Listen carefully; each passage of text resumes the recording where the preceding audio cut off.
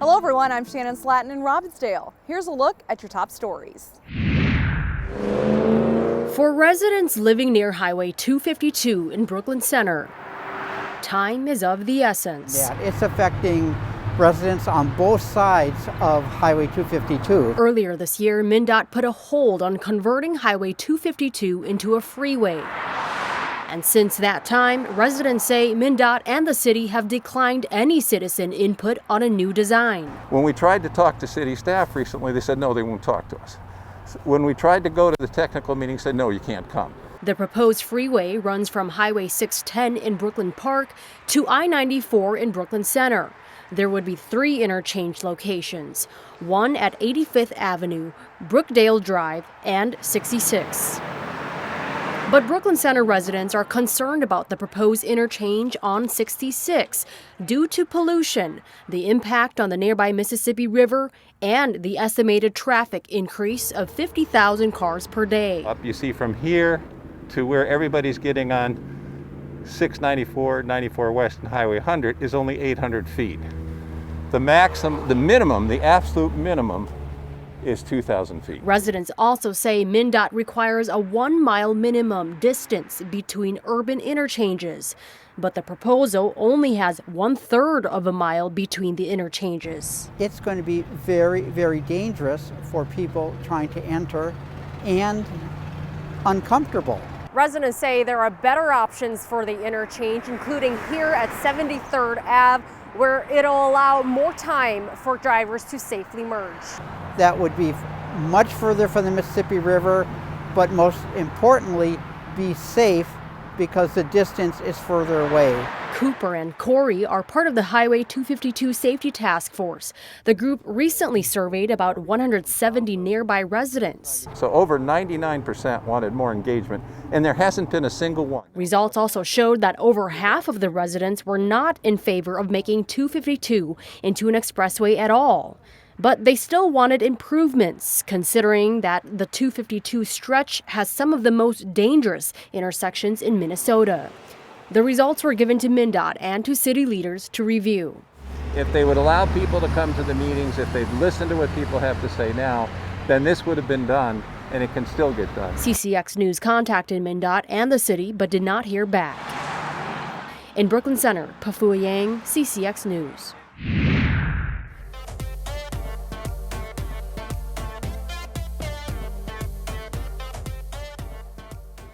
Bring a little urban out to the suburbs. Hungry Minnesotans have an abundance of food options. Our wings are top notch. We have great seasonings. But in a world of fast food restaurants and national chains, sometimes nothing beats a locally owned restaurant offering upscale American bar food. We pick the beef, we pick the buns, we pick the ingredients that are going in, and really came up with some creative stuff. Troy Redding is the owner of Rock Elm Tavern, which opened in Maple Grove in 2018. Prior to the pandemic, the restaurant was just beginning to build its customer base. This store was really starting to catch up to our Plymouth location, which has been there for 5 years. So business was really starting to improve, and we were really starting to get some good traction. Then COVID-19 hit, and like many restaurants, things changed quickly.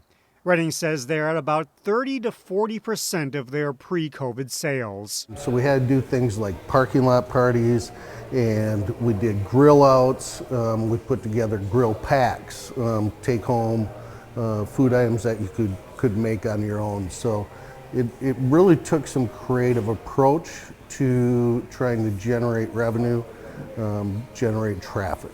In addition, the restaurant also has specific takeout specials Monday through Thursday, which are overseen by executive chef Bill Kaufman. We offer specials that are quality ingredients, consistent, everything is made in-house. Chain restaurants certainly have their place in society, and in some cases, they can offer discounts that independent restaurants cannot. But as businesses continue to deal with the setbacks brought upon by the pandemic, Redding encourages people to think local. We offer better quality product without a doubt. We offer better service and more of a story and more of a caring for our community than a chain can offer. And if you're not in the mood for takeout, Seating on site is, in fact, available. It may be a little bit chillier out, but the outdoor patio here at Rock Elm Tavern is still open. Right now, they're in the process of thinking about either bringing in a tent or additional heat lamps to extend the patio season as the temperature drops. In Maple Grove, Dwayne Cleveland, CCX News.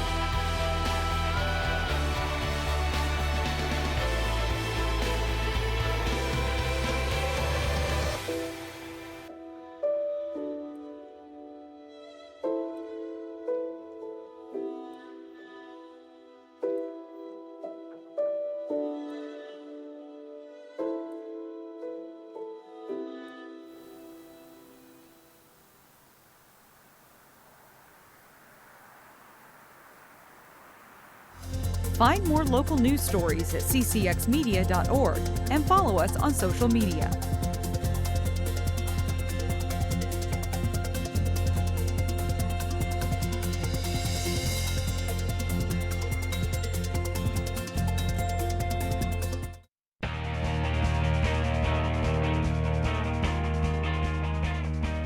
It's the final week of the regular season in high school soccer. Jay Wilcox has the story of the latest win for a strong Maple Grove boys team. Maple Grove's boys soccer team with a 7-1-1 mark as they hosted winless Elk River. But Amos Jabori's penalty kick 26 minutes into the match gives the upset-minded Elks a 1-0 lead into halftime. It stays that way until late. Keba Jana's corner kick is headed in by Chris Franz as Maple Grove ties it with just under 10 minutes to play. 19 seconds later, Jenna gets another assist. Jadera Anyamale's shot is off the keeper and then back off his leg and in. Just like that, Maple Grove is in front 2-1. They add another for good measure. France makes a nice move in close and sets up Anyamale for the tap-in goal. After dominating play, Maple Grove's pressure finally pays off as they get 3 in the last 10 minutes to win 3-1. Jay Wilcox, CCX Sports. It's time again for our weekly CCX Sports Spotlight. Here's Jason Malillo. The Benilde-St. Margaret's girls soccer team is 8-1 this season and ranked number 1 in Class A.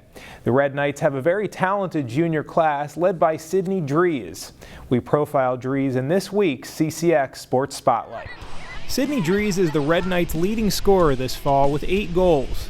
The junior is blessed with a big leg, and she'll let a shot fly from pretty much anywhere on the pitch. I can kick the ball really far, so whether I need to drill a hard shot or just score like up close, I think my shot is like one of my best things. So yeah, I feel comfortable shooting from wherever.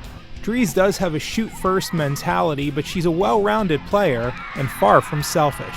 She's a very direct player. Her first thought is to go towards the goal.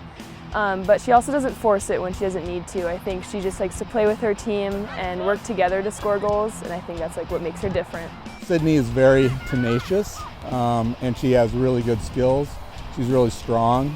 She's really comfortable with the ball, and so she shows a lot of composure in the game. She's not afraid to take players on.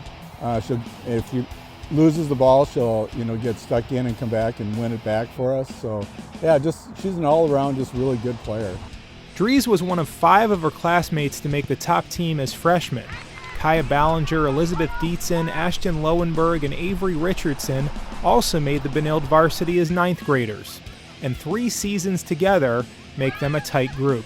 I feel like because we all started kind of at the same spot where we all like little freshmen, I feel like now since that we're juniors, we're able to kind of play with one another, and then we've been able to kind of develop together and get better as each other, and then play off of each other's strengths instead of weaknesses, and then kind of be patient with one another because we know we're all working hard. I think our confidence built early with each other, and then just adding more people into our grade to our team just like helped even more because we had our core that was already comfortable, and then we just made everybody else comfortable because we're in the same grade. So Benilde lost a heartbreaker in last year's section final, giving up a goal in the final seconds. The Red Knights know the 2020 postseason will be different, and that's a shame. It's going to be really sad if this group doesn't get to compete for a state title. I mean, obviously they have to get through sections, but this is a really talented group from top to bottom. But whatever form the postseason takes, these girls are ready and eager to play hard to the end. We have to take advantage of the games we do have and be the best team we can be. So I don't think it's a loss of motivation. I think it motivates us even more to, get what we can out of every single game. So we just win and we can become the best team we can be for this year, if there is, or next year. Benilde closes out the regular season this week with 2 games, and then the Red Knights will get ready for the playoffs. For the CCX Sports Spotlight, I'm Jason Malillo. Thanks, Jason. For more stories like this, please go to our website at ccxmedia.org. Find more prep sports games and highlights at ccxmedia.org and follow us on social media.